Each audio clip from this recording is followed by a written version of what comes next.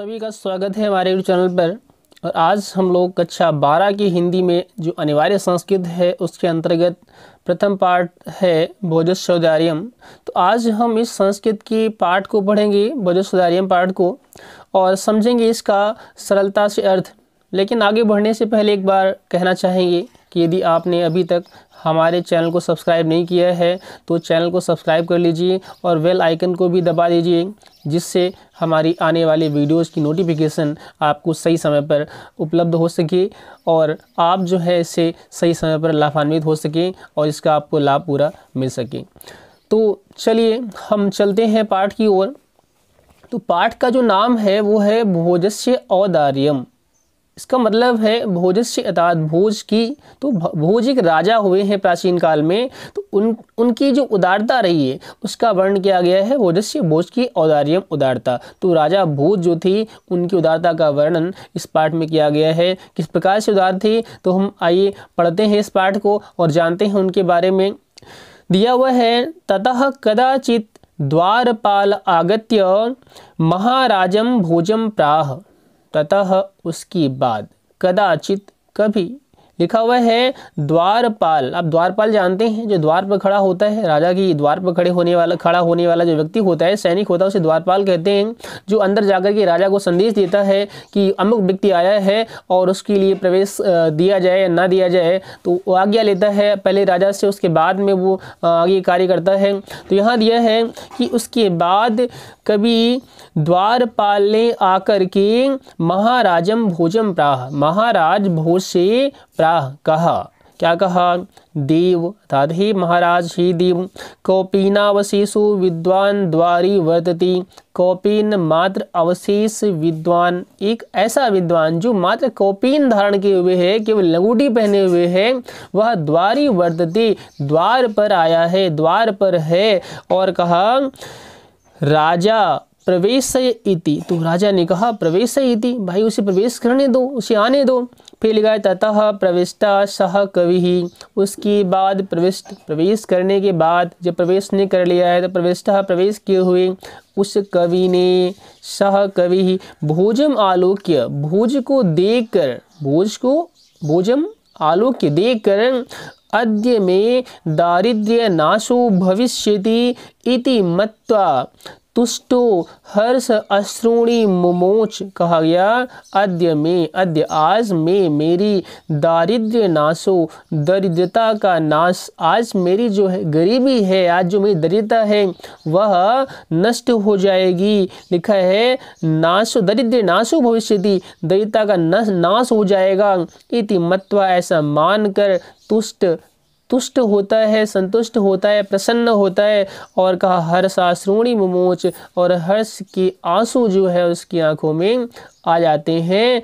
और राजा तम आलोक्य, राजा ने तम उसको आलोक्य देखकर, प्राह कहा, तो राजा ने कहा कवि किम रोदिसी, अरे कवि तुम क्यों रो रहे हो। और फिर लिखा है ततः कवि ही आह, उसके बाद उस कवि ने कहा, तो वह जो व्यक्ति आया है वह एक कवि है। तो राजा ने उस कवि से कहा कि राजन आकर्णय मद गृह स्थितिम, आकर्णय सुनो, क्या सुनो, लिखा मद गृह स्थितिम, मेरे घर की स्थिति को, मेरे घर की दशा क्या है, आप मेरे घर की स्थिति को सुनिए। इस प्रकार से कवि ने राजा से कहा। तो यह एक रोचक कहानी है, आप इसे कहानी ही समझ के पढ़ेंगे तो बहुत ही अच्छी लगेगी और समझ में भी आ जाएगी। और इनके जो प्रश्नोत्तर आदि पूछे भी जाते हैं तो आराम से हो जाएंगे। हालांकि प्रश्नोत्तर परीक्षाओं में कम ही पूछे जाते हैं, अभी तो परीक्षाओं में पूछे नहीं जा रहे, लेकिन आपको हिंदी अनुवाद करने को आ सकता है, इसलिए आप ध्यानपूर्वक सुने और इसका हिंदी अनुवाद जो है सीखें। तो कवि जो है वो कहता है, श्लोक बनाकर कहता है, श्लोक की भाषा में कहता है, अये लाजानुच्चैः पथिवचनमाकर्ण्य गृहिणी शिशोः कर्णो यत्नात् सुपहितवती दीनवदना मयि क्षीणोपाये यद्कृतं दिशावश्रुबहुले तदन्तः शल्यं मे त्वमसि पुनरुद्धर्तमुचितः। तो ध्यानपूर्वक समझने का प्रयास करें। अये लाजाम उच्चैः वचनम आकर्ण्य गृहिणी, अब उसने कहा कि जब मैं मार्ग में आ रहा था तो क्या हुआ, एक घटना हुई, उस घटना का वर्णन उसने किया। उसने कहा पथि, पथि पहली पंक्ति में कहा गया पथि अर्थात मार्ग में। क्या लिखा है पथि, क्या लिखा, अये, अरे, लाजाम, लाजा अर्थात लैया या खील कह सकते हैं, तो लिखा है लाजाम उच्चैः, ऊंचे स्वर में, तो ऊंचे स्वर में उच्चैः लाजाम लैया को क्या लिखा है, बेचते हुए। इस ऐसा वचनम आकरण, ऐसे वचन को, तो कोई व्यक्ति जो है पथ में ऊंचे स्वर में खील की बेचने की आवाज़ कर रहा था, तो उसको क्या लिखा है, आकरण, सुन करके लिखा है गृहिणी, अर्थात गृहिणी ने, अर्थात मेरी पत्नी ने। अब कवि की गृहिणी कवि की पत्नी है, तो वो कहता है कि जब मैं मार्ग में आ रहा था तो कोई व्यक्ति जो है ऊंचे स्वर में खील के बेचने की ध्वनि को कह रहा था, ध्वनि कर रहा था। तो उस वचनम आकर्ण गृहिणी, उस वचन को गृहिणी ने सुनकर आकर्ण्य शिशोः कर्णो यत्नात् सुपिहितवती दीन वदना। तो दीन वदना, दीन मुख वाली, दीन मुख वाली कौन है, कवि की पत्नी है। दीन मुख क्यों है, क्योंकि उसके पास इतना सामर्थ्य नहीं है, उसके पास इतना धन नहीं है कि वह अपने पुत्र की जिद को, अपने पुत्र की इच्छा को, उस खील की बेचने की आवाज़ सुनकर उसका पुत्र जिद करता तो उस पुत्र की इच्छा के लिए जो है थोड़ी सी खील ले पाती, तो इतना सामर्थ्य उसके पास नहीं था। इसलिए कहा गया दीन वदना, तो दीन वदना, दीन मुख वाली वह कवि की पत्नी। कहा शिशोः कर्णो यत्नात् सुपिहितवती, शिशु के, छोटा शिशु था, छोटा सा बालक उसका है, उसके क्या लिखा है, कर्णों, दोनों कानों को यत्नात्, यत्न पूर्वक सुपिहितवती अर्थात दोनों कानों को यत्न पूर्वक बंद कर दिया। अर्थात जो उसकी पत्नी है, दीन वदन है, तो उसने, वह कैसी है, सुपिहितवती है, उसने उस कानों को बंद कर दिया है। क्यों बंद कर दिया है, क्योंकि वो दीन वदन है। और क्या बंद कर दिया है, तो शिशु कर्णों, शिशु के कानों को क्यों बंद कर दिया है, उसने इसलिए बंद कर दिया है क्योंकि वो दीन वदन है, क्योंकि उसके पास सामर्थ्य नहीं है कि उसके लिए वह खील ले सके, क्योंकि व्यक्ति जो है खील बेचने की आवाज़ लगा रहा है, लेकिन वह दीन और हीन है। और फिर कहा मजि क्षीणोपायी यदि कृतम दिशा अश्रु बहुले, अब दृश्यो अश्रु बहुले, दृश्यो आंखों में, अश्रु बहुले आंखों की, आंखों में क्या लिखा है, अश्रु बहुले मतलब आंसुओं की बहुलता, अश्रु की बहुलता। तो आंखों में अश्रुओं की बहुलता लिए हुए, आंखों में आंसुओं को भरकर मजि क्षीणोपाय कृतम, अब मेरे द्वारा उपाय से क्षीण होने पर दिशो अश्रु बहुले, आंखों में आंसुओं की बहुलता हुई। और फिर कहा कि तदंतः शल्यम, तद अंतः शल्यम, वह अंतः शल्य, वह हृदय का, अंतः अंतःकरण का, हृदय का, शल्यम कांटा, तो वह मेरे हृदय का कांटा था, जो मेरी पीड़ा थी कि मैं अपने पुत्र के लिए एक खील नहीं ले सकता, मैं इतना दरिद्र हूँ। तो उसके हृदय में एक कांटा चुभा, इसके जब उसकी पत्नी ने उसके कानों को बंद कर दिया अपने पुत्र के, और जब उसकी पत्नी ने आंखों में आंसू भरकर अपने पति की ओर दृष्टि डाली, तो वो कहता है कि तदंतः शल्यम, तो मेरे हृदय में कांटा चुभा। तो वह जो अंतः शल्य हृदय का कांटा है, में मतलब मेरे, फिर लिखा त्वम असि पुनः उद्धरतुम उचितः, तो पुनः त्वम असि उद्धरतुम उचितः, तुम ही उद्धरतुम उचितः असि, तुम ही उसको उद्धरण करने में, निकालने में उचित हो, योग्य हो, अर्थात आप ही सामर्थ्य है कि आप वो हमारे हृदय का जो कांटा है, अर्थात जो हमारी दरिद्रता है, इतनी दरिद्रता कि मैं अपने पुत्र की छोटी सी इच्छा नहीं पूरा कर सकता, तो आप इस दरिद्रता को समाप्त कर सकते हैं, दूर कर सकते हैं। हृदय कांटा निकालने की क्षमता केवल वो आपकी है। इस प्रकार से उस कवि ने जो है राजा के सामने अपनी समस्या सुनाई, अपनी पीड़ा सुनाई। चलिए आगे देखते हैं क्या कहा गया है। और फिर दिया हुआ है राजा की उदारता, राजा ने किस प्रकार से उसके साथ में उदारता दिखाई, तो कहा गया है राजा शिव शिव इति उदीरयन्, राजा ने कहा शिव शिव, अरे तुम्हारा कल्याण हो, कल्याण, ऐसा आशीर्वाद देते हुए कहा। और प्रत्यक्षरम लक्ष्यम दत्वा प्राह, प्रत्येक अक्षर पर उसी लाख मुद्राएं देते हुए प्राह कहा त्वरितम गच्छगेहम, शीघ्र घर जाओ, त्वद्गृहिणी खिन्ना वर्तते, तुम्हारी गृहिणी अर्थात तुम्हारी जो पत्नी है वो खिन्न होगी, बहुत दुखी होगी। और फिर लिखा है अन्यदा भोजः फिर अगले दिन क्या होता है, भोज श्री महेश्वरम नमितुम, श्री महेश्वर था शिव का नमितुम नमन करने के लिए शिवालयम अभ्यगच्छत, शिवालय गए थे, अब शिव मंदिर गए हुए थे। अगले दिन की बात है, कहा गया तदा कोपि ब्राह्मण, और तब कोई ब्राह्मण, कोपि ब्राह्मण कोई ब्राह्मण राजानम शिव सन्निधो प्राह, राजा से शिव सन्निधम शिव के सानिध्य में ही प्राह कहा कि देव महाराज अर्धम दानव वैरिणा गिरिजाप्यर्धम शिवस्याहितं देवेत्थं जगति तले पुरहरा भावे समुन्मीलति। और गंगा सागरम अंबरम शशिकला नागाधिपा स्मातलम सर्वज्ञत्वम अधीश्वरत्वम अगमत्वाम माम तो भिक्षाटनम। अब यहाँ कहा कि अर्धम दानव वैरिणा, देखिए कवि ने किस प्रकार से अलंकारिक भाषा में कहा, तो कवि ने कहा कि अर्धम दानव वैरिणा और गिरिजया अपि अर्धम शिवस्याहृतम, शिवस्याहृतम शिव को वाहिद कर लिया है, शिव को विभाजित कर दिया है, मतलब उनका अपना अपना हिस्सा बांट लिया ऐसे कह सकते हैं। तो शिव को वाहिद कर लिया है किसने किसने, तो वह लिखा हुआ है अर्धम दानव वैरिणा, अर्धम आधा जो दानव वैरी जो देवता है उन्होंने, और लिखा हुआ है गिरिजा पेर्धम, गिरिजा अर्थात पार्वती, तो पार्वती ने भी अर्धम आधा, तो आधा तो शिव को जो दानवों के वैरी देव हैं उन्होंने, और दूसरा कहा कि आधा जो अधिकार है वो किसने ले लिया है, तो गिरिजा ने ले लिया है अर्थात पार्वती ने ले लिया है। और देव इत्थम जगती तले, तो हे देव इस प्रकार इत्थम जगती तले, जगती तल में संसार में पुरहरा भावे समुन्मीलति, पुरहर का तो अभाव हो गया है।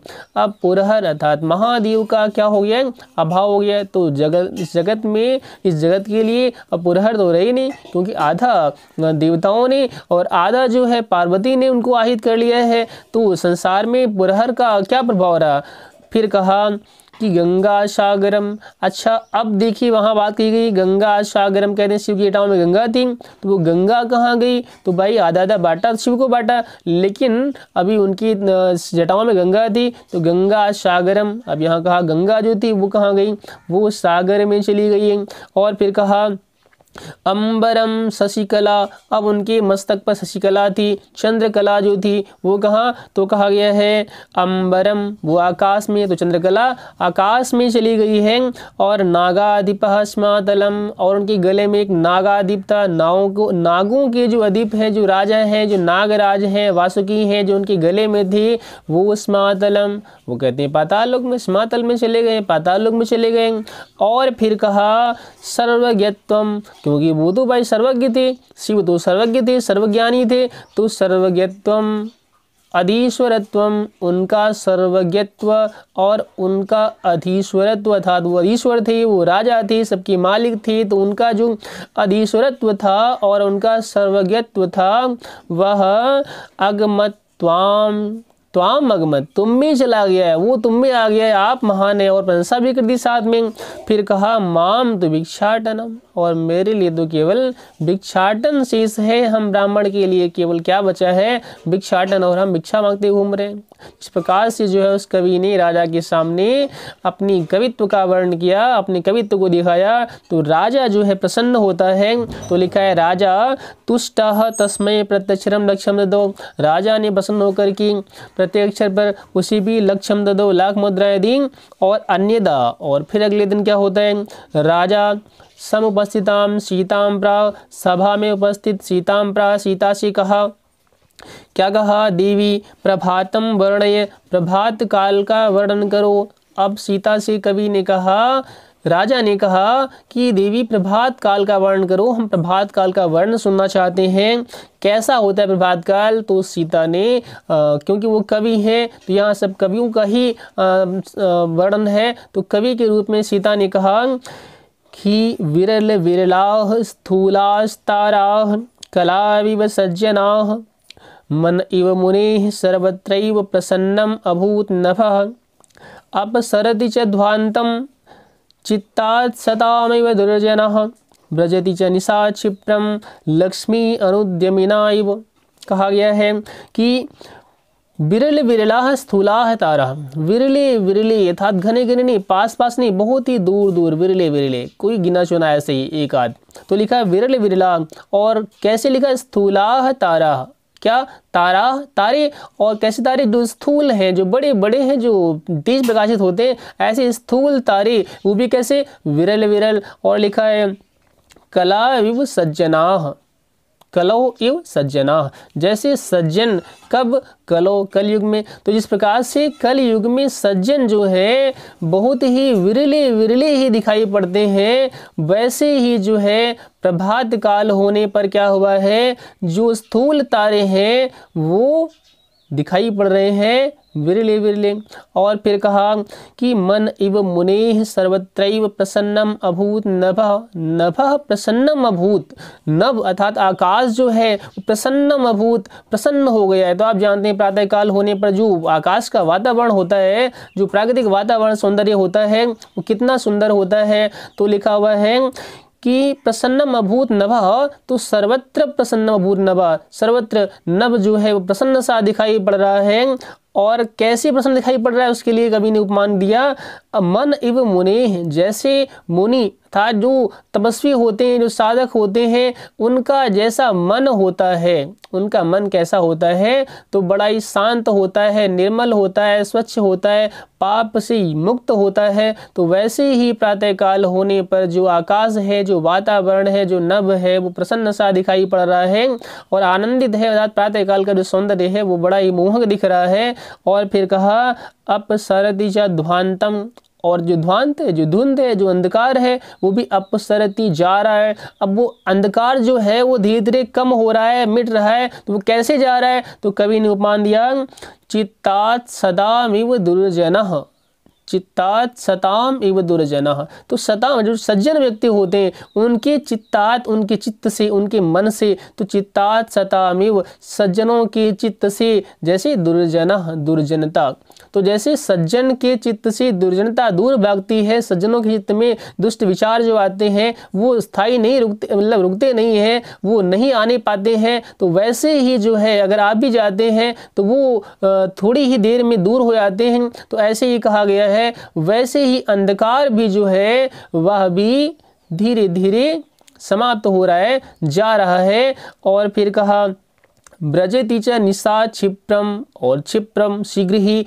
निशा व्रजति, रात्रि जो है व्यतीत हो रही है। अब निशा व्रजति क्षिप्रम, निशा जो है रात्रि, क्षिप्रम व्रजति शीघ्र, क्षिप्रम शीघ्र, और व्रजति व्यतीत हो रही है। कैसे व्यतीत हो रही, कैसे जा रही है, तो लिखा है लक्ष्मी अनुद्यमिना इव, जैसे अनुद्यमी की लक्ष्मी, जैसे उद्यमहीन कोई व्यक्ति है, उद्यम नहीं करता है, परिश्रम नहीं करता है, तो उद्यमहीन की जो लक्ष्मी है, जो धन है, वह शीघ्र ही समाप्त हो जाती है। वैसे ही जो है प्रातःकाल होने पर क्या हुआ है, व्रजति च निशा क्षिप्रम, अब जो रात्रि है वह भी शीघ्रता से जा रही है। तो फिर आगे देखते हैं, कहा गया है राजा तस्यै लक्ष्यम दत्वा, राजा ने उसे भी लाख मुद्राएं देकर।